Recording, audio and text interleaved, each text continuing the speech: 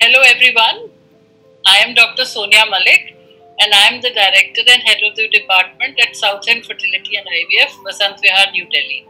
And I shall be talking to you today about infertility and its implications or the various questions that you have in your mind.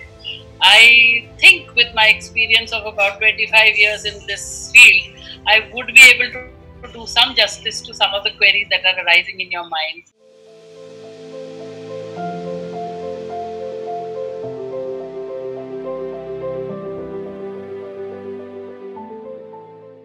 If you've had unprotected intercourse and if you've been together for say about a year and still you have not conceived, then we define it as infertility. And because you see, most of the couples are able to conceive during that time. And if for some reason you haven't been able to do so, we label you as infertility. These are two terms that you would have heard: primary infertility and secondary infertility. So primary infertility is a state where you've never conceived. If you have never missed a period, you've never had a pregnancy, you are labeled as primary infertility. And if you've had a pregnancy, be it an abortion, be it a tubal pregnancy, or maybe a normal healthy baby, and you're not able to conceive again, then the term is secondary infertility. And remember, the term infertility does have a negative connotation, but it isn't so, because we are not calling you sterile. There is a difference between sterility and infertility. Infertility is a relative term where there is a possibility of conception, you can conceive. Whereas a person is labeled or called sterile when she does not, and she or he, both of them, cannot have a baby.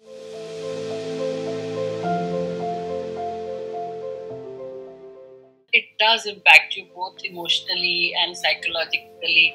Physically, yes, because you know that stress is actually related to your physiology. If you have a mental stress, I keep telling all my patients this, that if you're mentally stressed, it is definitely going to impact your hormones. And there is a definite relationship between the hormones and psychology. Therefore, it is extremely important for people who are trying to have a child or who are planning a child to be very, very relaxed, mentally, a little careless about, I would say, this particular aspect of life, and then go ahead and plan whatever they have. It is easier said than done. It's not easy to disassociate your emotions from your physical being and from a disability that you think you have. You haven't yet got yourself checked or anything, but if you imagine that you have a disability, it is definitely a little bit of a challenge.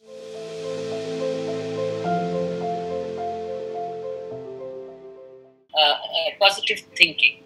That is the first step towards infertility management, because no matter how much treatment we give you, no matter how much we try to help you, unless and until you're positive about getting a baby, we are not going to be able to help you.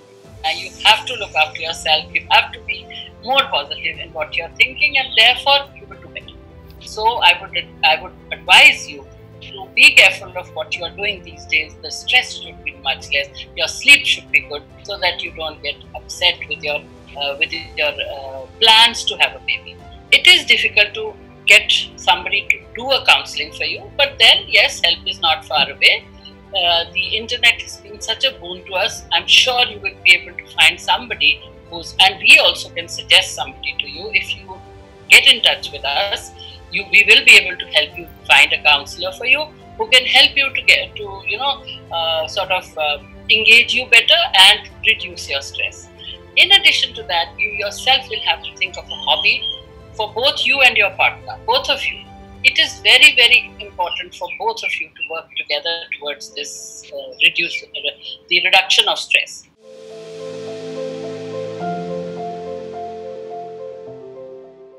Clean your environment around you. Nature is already cleaning environment for us, but you have to clean your own environment within the house. No smoking, no drinking, and no other toxins to be taken. I know it is a little difficult to keep on having fresh fruit and vegetable here, because you may not be going out that often, but yes, still try to eat more of fresh fruit and vegetable every day, so that the toxins are less in your body. And also the cell phone usage has to be really restricted. don't keep on using the cell phone at the slightest of excuse. Keep it away from your body because it is harmful. Remain healthy, remain fit. We also know that there is a very high incidence of obesity in the country, and if you're not careful about that, that itself is a deterrent to pregnancy, to reproduction, I would say. Therefore, your ideal weight you have to maintain it in order not only to have a pregnancy, but also to take it forward.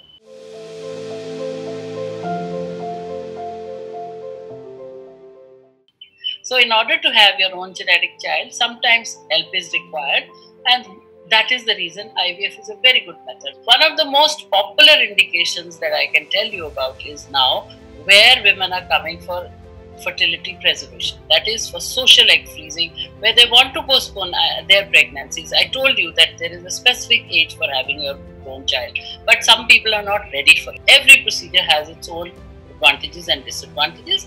Therefore, whenever it is indicated, we do it. While you both are here together, it is very important to spend more and more time with each other.